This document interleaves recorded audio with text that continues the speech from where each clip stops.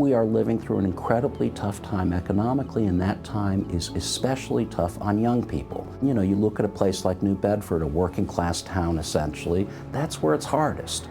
It just feeds the kind of rage, of fear, of angst about the way the world is changing.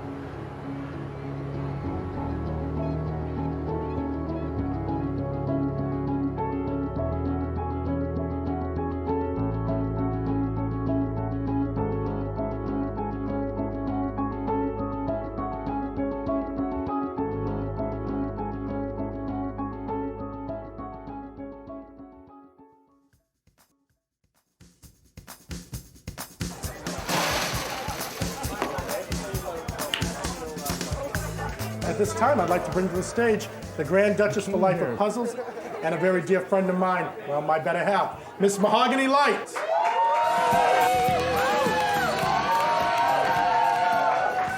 We all have clubs, and this is their club.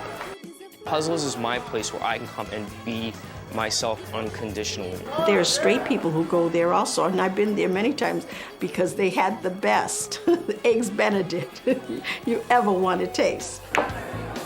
Nice. And it's my warm security blanket that I can come here and not have to worry about someone coming in and trying to take that away from me. This is our safe place. February 1st started off to be a very normal day. And by around 11 o'clock, I had upwards to around 20 people inside of the bar. So it was a typical Wednesday night there at Puzzles. Did my normal routine, ordered a beer. I was playing Keno on the Keno machine. We saw the front door open. We looked to see who it was, and there was an individual coming in dressed mostly in black. He had asked me, is this the gay bar? I got up to just, to watch the guys play pool, basically. He had said, this is where I want to be. So I said, okay, well, can I get you something to drink? And he said, sure, why not? He was pacing back and forth. I'd gone into the bathroom. And he was just standing right here.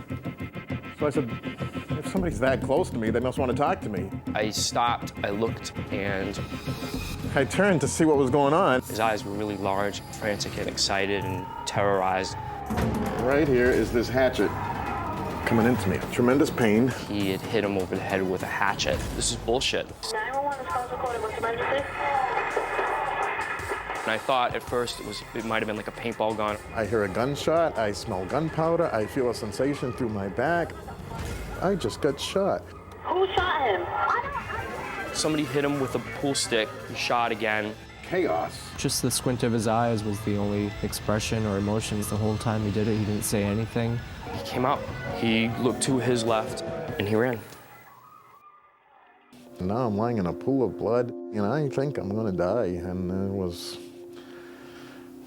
just an amazing thing. The suspect, Jacob Rovita, is still on the run at this hour. And as it turns out, there were actually 3 men shot in that bar. 2 of them were also hit with that hatchet. I knew it was Jake. I've seen the hatchet before in his room. He's shown it to me. It's always been known that that's his favorite murder weapon. Jake didn't like Jews. He was a Nazi. Nazis don't like Jews. It's basically just how it goes. You had to hang out with him and earn his respect. He was racist and everything, so he wouldn't hang out if you were black, Puerto Rican, anything. Basically, you had to be white. This, of course, was a society that was very dominated by heterosexual white men. When people begin to feel gay people are sort of all around them, that they're on TV, it kind of burst onto the national scene, this idea of same-sex marriage, serving in the military openly as a gay man or a lesbian woman. They feel that they are under attack. It's a sad time that we're here tonight. We know for the last several days we've been pushing for this individual because we knew he was violent and he had the propensity of creating more violence. It was shortly after 2:30 this afternoon when the individual was the subject of a traffic stop in Gassville, Arkansas. An officer approached the car. He was shot twice and killed. Mr. Robida then attempted to flee. Witnesses called 911. There was pursuit. They threw down spikes and things of that nature to try to stop his car. Finally, he was stopped. Police officers opened fire, striking him, we believe, again, twice in the head. He's in critical condition, and it doesn't look very good right now. In his particular case, in the case actually of a lot of young neo-Nazis, they see the Nazis, the real Nazis, the German Nazis, as powerful. You know, it was a blitzkrieg. Nobody could stand in their way. You know, these were very tough, powerful, hyper-masculine men. And that somehow is attractive to them. That's how they want to feel on the inside. I think there's a disconnect in the generations as to what's going on in that bedroom. It certainly was the case in Jacob's situation. If I am alienated, disenfranchised, upset, we are seeing examples of that type of feeling being channeled into hate. A lot of these are national hate groups. The 14 and 88, the 8th letter of the alphabet for Heil Hitler, 14 words. He lived by the 14 words of Hitler. We must secure the existence of our race and future for our people.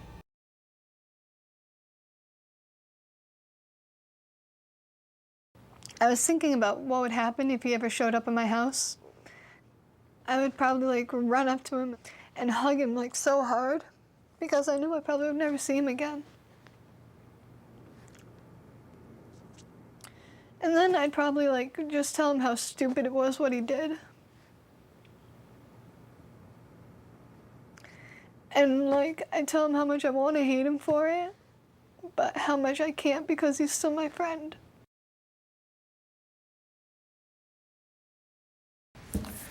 So this was in Jake's room,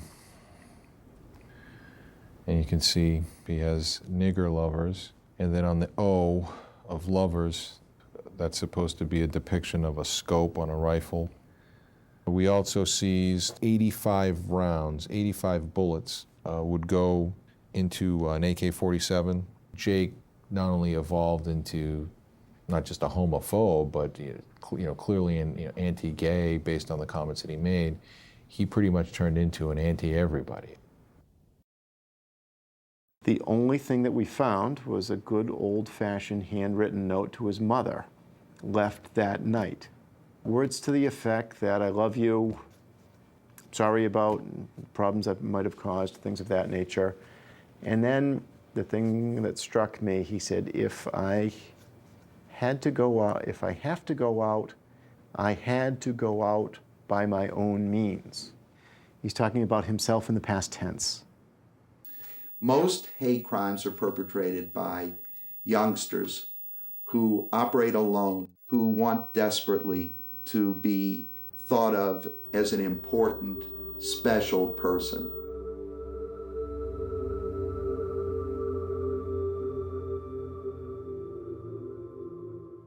You know, many hate crimes have a defensive component.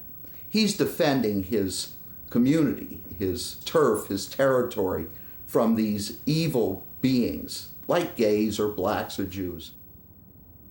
There were discussions in the public forum about making gay marriage legal.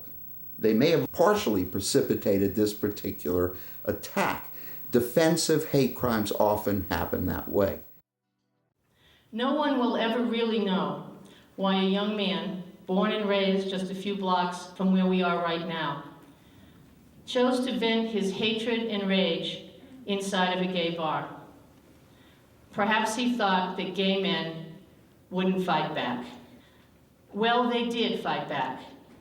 And tonight, we are all here continuing their fight, not with our bodies as they had to, but with our words. A simple word is gay or fag hurts somebody else, just like the word nigger used to hurt me. So we have to stop this hatred and start working together.